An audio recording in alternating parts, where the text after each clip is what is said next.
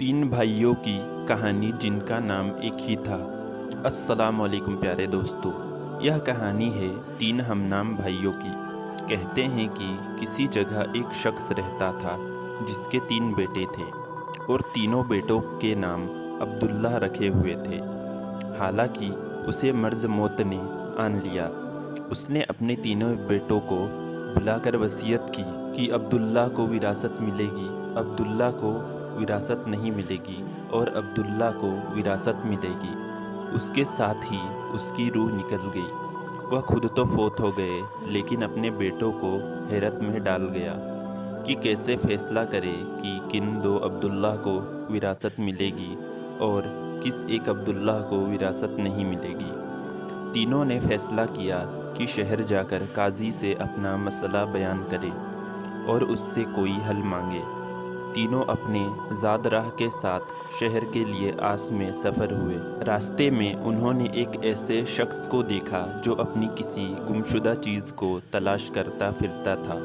इन भाइयों के पूछने पर उसने बताया कि उसकी ऊँटनी गुम हो गई है, जिसे वह तलाश करता फिर रहा है। एक अब्दुल्ला ने पूछा कि क्या तेरी ऊँटनी एक आँख से कानी थी? उस आदमी ने कहा कि हाँ, ऐसा ही था। दूसरे अब्दुल्ला ने पूछा कि क्या तेरी ऊँटनी एक टांग से लंगड़ी थी? तो उस आदमी ने जल्दी से कहा, बिल्कुल सही, मेरी ऊँटनी वाकई एक टांग से लंगड़ी थी। तीसरे अब्दुल्ला ने ऊँटनी के मालिक से पूछा कि क्या तेरी ऊँटनी की दुम कटी हुई थी? तो उसने खुशी से कहा कि बिल्कुल ठीक, मेरी ऊँटनी की दुम भी कटी हुई थी। बस अब जल्दी से बता दो कि मेरी ऊँटनी कहाँ है। तीनों अब्दुल्ला ने मिलकर जवाब दिया कि खुदा, हमें आपकी ऊँटनी के बारे में कोई इल्म नहीं, हमने उसे हरगिज़ नहीं देखा। ऊँटनी का मालिक उनकी यह बात सुनकर गुस्से से पागल हो गया। उसने फैसला किया कि इन तीनों को खींचकर काजी के पास ले जाए। उसे पूरा यकीन था कि उसकी ऊँटनी को ये तीनों ज़िबह करके खा चुके हैं और अब अपने जुर्म को छुपाने के लिए झूठ बोल रहे हैं। ऊँटनी वाले ने जब तीनों को अपना इरादा बताया तो उन्होंने कहा कि हमें कोई एतराज़ नहीं, क्योंकि हम खुद भी काजी के पास ही जा रहे हैं। जब ये चारों काजी के पास पहुँचे तो ऊँटनी वाले ने काजी से अपना किस्सा बयान किया।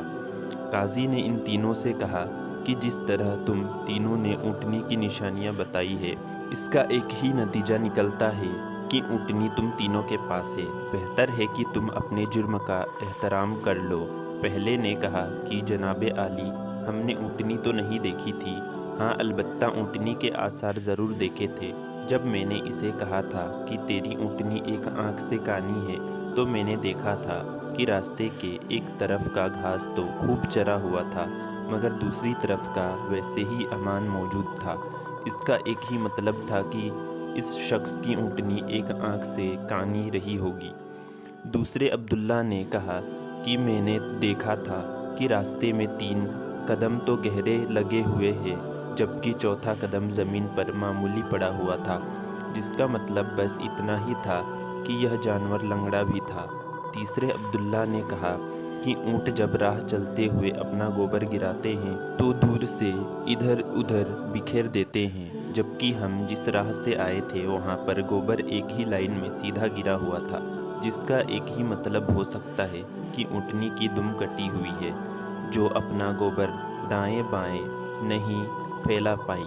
काजी ने बगैर किसी देर के उस आदमी की तरफ देखा और कहा कि तुम जा सकते हो, तुम्हारी ऊँटनी इन लोगों के पास नहीं है और ना ही इन्होंने उसे देखा है। ऊँटनी वाले शख्स के जाने के बाद इन तीनों भाइयों ने काजी से अपना किस्सा बयां किया, जिसे सुनकर काजी बहुत हैरान हुआ।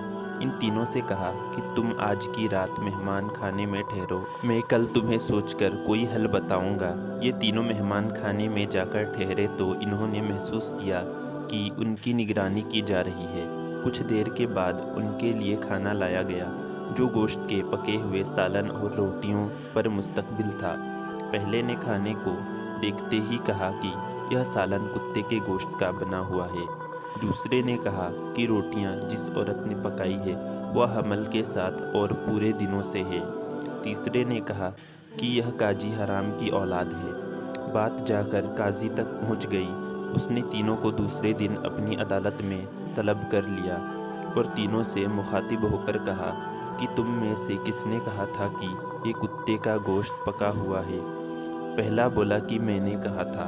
काजी ने बावर्ची को बुलाकर पूछा तो उसने एतराज़ किया कि पकाने के लिए कुछ नहीं था, तो उसको शरारत सूझी और उसने कुत्ते मारकर उसका गोश्त पकाया और उनको खाने के लिए भिजवा दिया। काजी ने पहले से पूछा कि तुम्हें कैसे पता चला कि यह गोश्त कुत्ते का है? तो उसने बताया कि गाय, बकरियां, ऊँट के गोश्त के चर्बी लगी होती है, जबकि यह सारा चर्बी नुमा था, जिसके नीचे कहीं कहीं गोश्त लगा हुआ था। काजी ने कहा कि तुम वह अब्दुल्ला हो जिसको अपने बाप के माल से विरासत मिलेगी।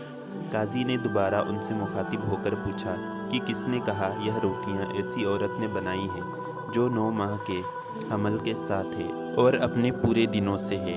जवाब में दूसरे ने कहा कि मैं हूँ जिसने यह कहा था। काजी ने पूछा कि तुम्हें यह क्यों कर लगा?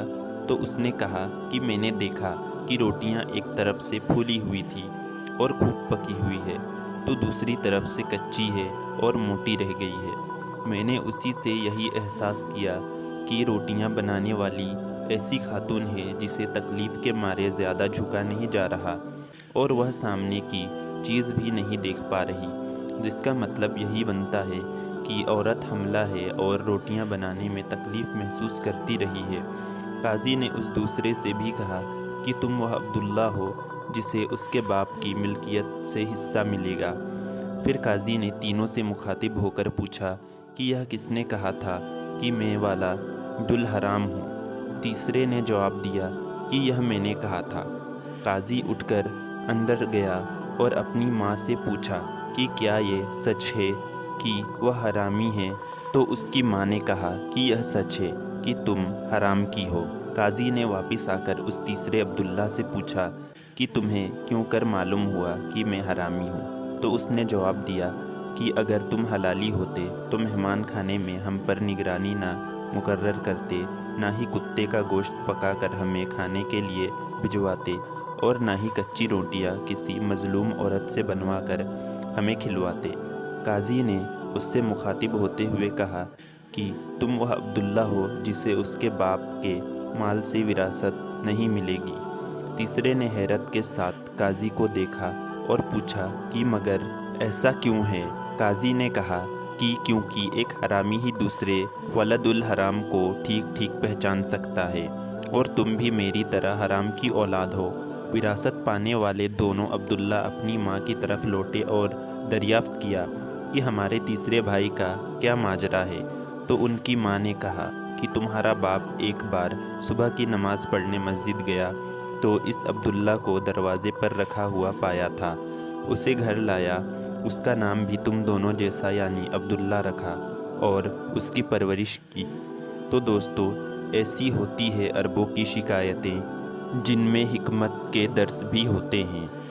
मजमून अरबी से लेकर आपके लिए तर्जुमा किया गया ताकि आपकी खिदमत में पेश किया जा सके। प्यारे दोस्तों, इसी तरह के सच्चे वाक़े सुनने के लिए चैनल को सब्सक्राइब करें।